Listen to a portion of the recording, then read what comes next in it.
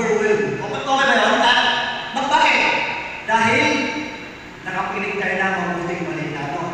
So ngayon, ang topic natin ngayon sa talk number 6 ng class sa Thursday, no? Ay healing our marriages. No? Paano tayo papatuloy? Sabi nga, paghihilo sa relasyon ng mag-asawa. No? Tama ba? Ibig sabihin, paghihilo, kailangan doon sa mga sugat, mga sakit na naramdaman, paano natin hihilutin? No? Yun ang tatalakay natin. Okay? So, bago ko mag-start,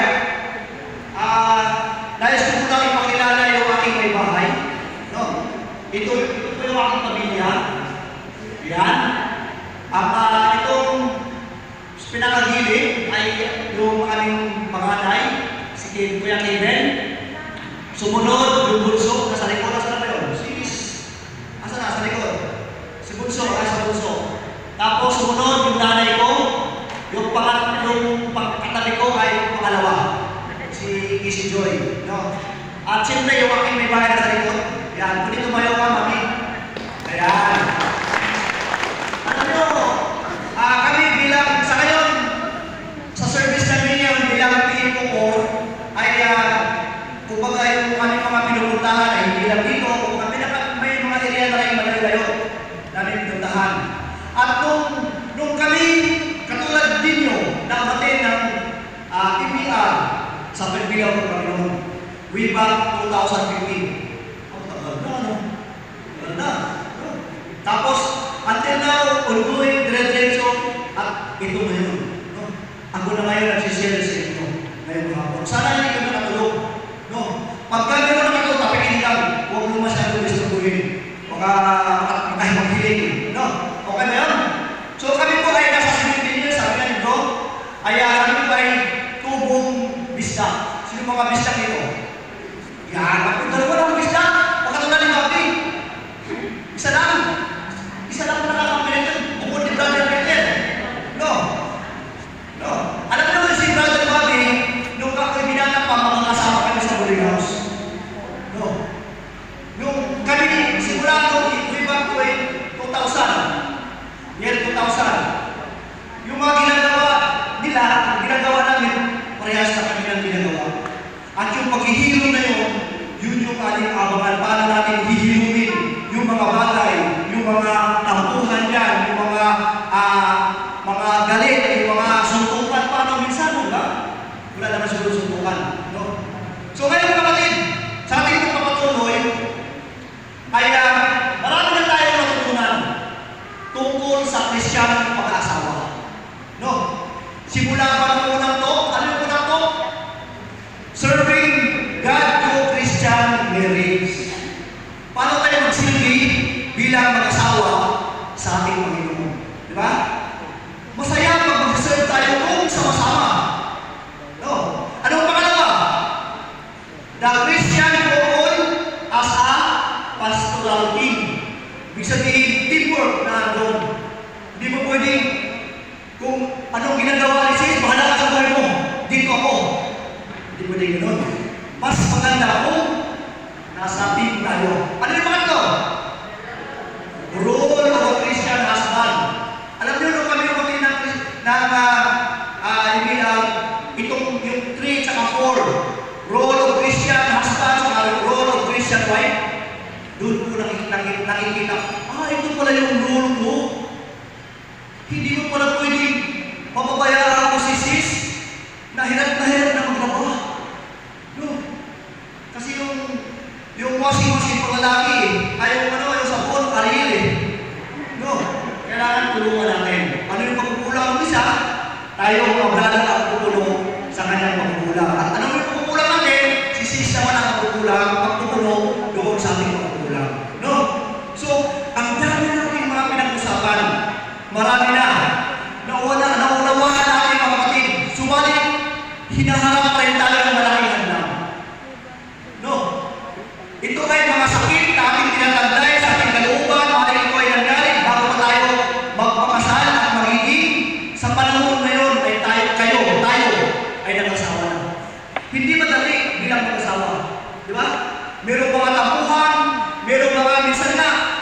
Tampuhan isang buwan eh. Walang inikan. Pakiramdaman na lang sa bahay. Sino kayo magluluto ngayon? Sino kayo maghuhugas? Di ba? Minsan na, wala nang pakialaman. Yung pera mo, bahala ka. Pera mo, akin mo. Ikaw bahala sa upa ng bahay. Ako bahala sa mga pagkain. Kanya-kanya. Yun yung ayaw ng Diyos. At yun ang gusto ng Diyos, yung kanya-kanya. At dahil doon sa kami nung sumali dito sa Opus of Christ, nagbago ang mundo. Nagbago ang direksyon. Nagkakaroon na paglalim at pagyakap ng mga kasawahan. Ngayon mga kapatid, nais ng Diyos, no? Nais natin pag-aralan kung paano tayo mapapalaya mula sa mga hangganan na ito. No? Mahalagang malaman ito mga kapatid, sa pagkulay ng sakit, yung mga karamdaman ay nangailangan iba't ibang uri ng padalagin upang maabot ng lubos na kagalingan. Nais ng Diyos, anong gusto, bakit tayo nandyan? Bakit tayo nariyan?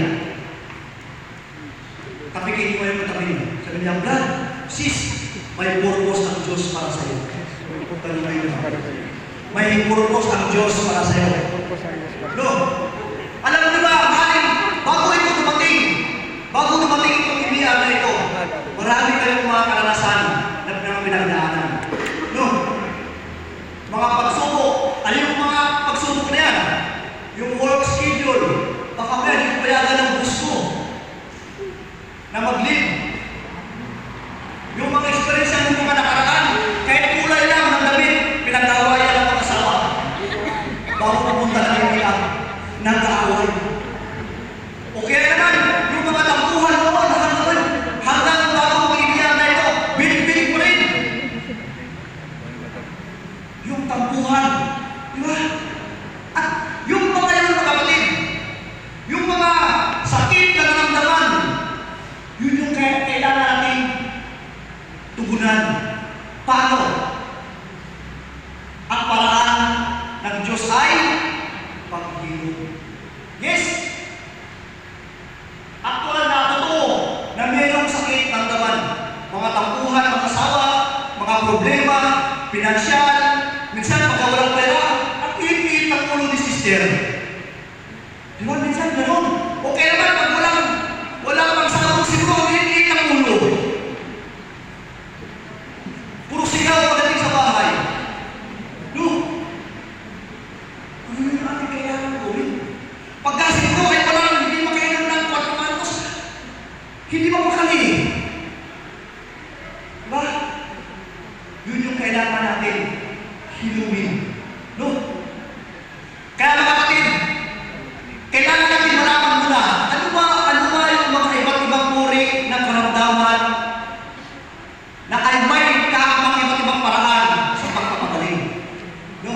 Ano ba yung ibang mga karamdaman na pwede natin ibigay o iakma doon sa mga bagay na yun? Ano yung una? Merong physical na karamdaman. No? Tayo kung kasakit, high blood, ano mga sakit, hypertension, ang kailangan dyan ay physical na pagpapagaling. Physical na karamdaman. Ano yung pangalawa? Emotional na karamdaman. O kailangan din ng panloob na paghilom or inner healing. Minsan kasi gano'n tayo mga tulungan na karaan eh. Yung mga, alam mo yung, naisip pa rin natin, yung mga gano'n, hindi pa rin natin. Ito yun. Kailangan nila ng inner healing. Ano yung mga ito?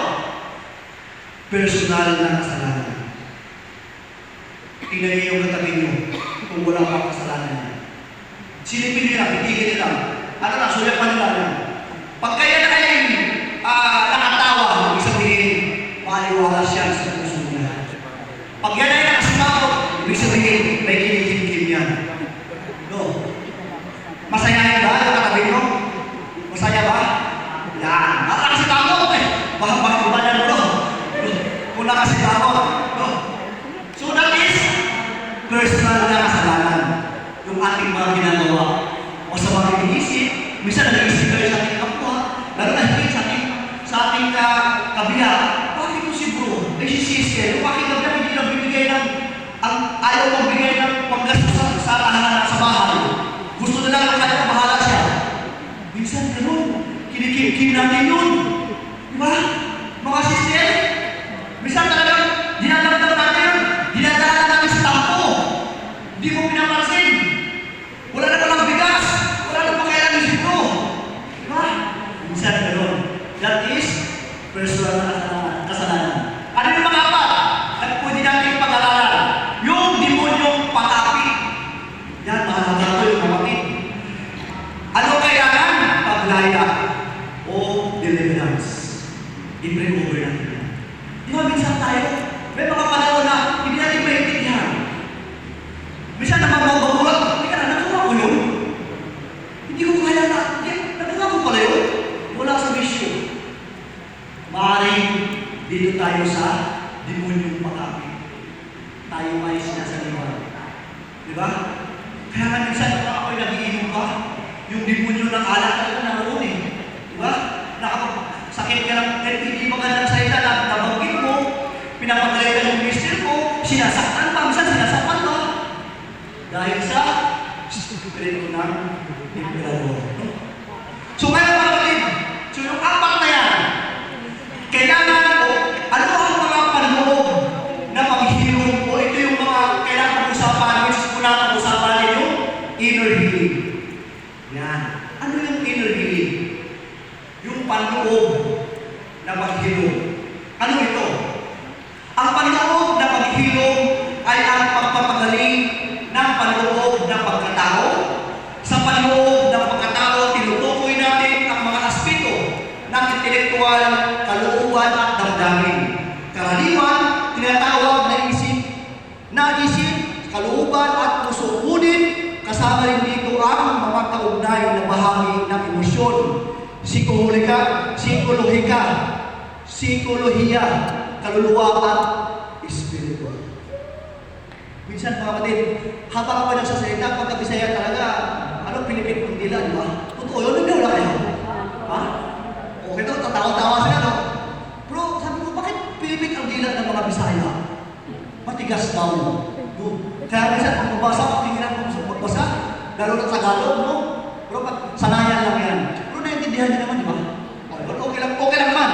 Ayun, continue tayo. Ngayon, ano yung inner healing o panloob na paghihilom? Ito yung mga tayo ay dinadala pa natin yung mga trauma nung tayo yung mga dalaga pa, yung mga bata pa, paano tayo pinalaki. Yung mga kultura, yung ating mga magulang noon. Minsan, hanggang ngayon, iniisip pa rin eh. Yung pagkawala ng ating mga mahal sa buhay, yung mga ating mga kaluluhan ka, mga magulang, yung nawala sila. Minsan, dinadama.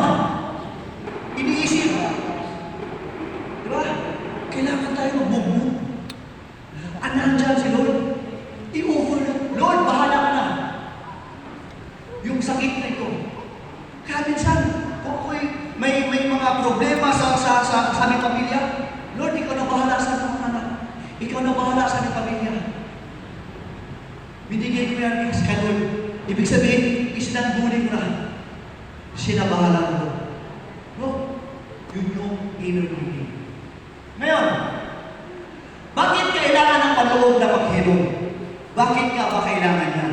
Una, sapagkat Diyos lamang ang nakapagpapalaya sa atin. Wala na iba. Diyos lamang kapatid. Mapapalaya na tayo sa lahat ng mga hadlang sa ating pamumuhay bilang mga Kristiyano. Mga sama ng loob, yung mga hinanakit natin sa iyong kabiyak, no? Malalim na pagdalamhati, yung sinabi ko kayo na, o sakit na dulot ng mga kababahalan, karanasan, no? Yung mga trauma, kawalan ng tiwala, at pangamba ng iba. Yun yung mga, minsan tayo nagtagdag sa isip eh, ay baka ganito mangyari. Yung lulo ko, yung tatay ko noon, ganito lang nangyari. Daming babae, baka siguro ganun din. Nag-iisip na ngayon, nag-iba na yung siguluhan ng demonyo, sabihin mo. Iba na ngayon na sinasabi mo ngayon. inathala ko baga, isurrender natin sa ating Panginoon, Diyos natin.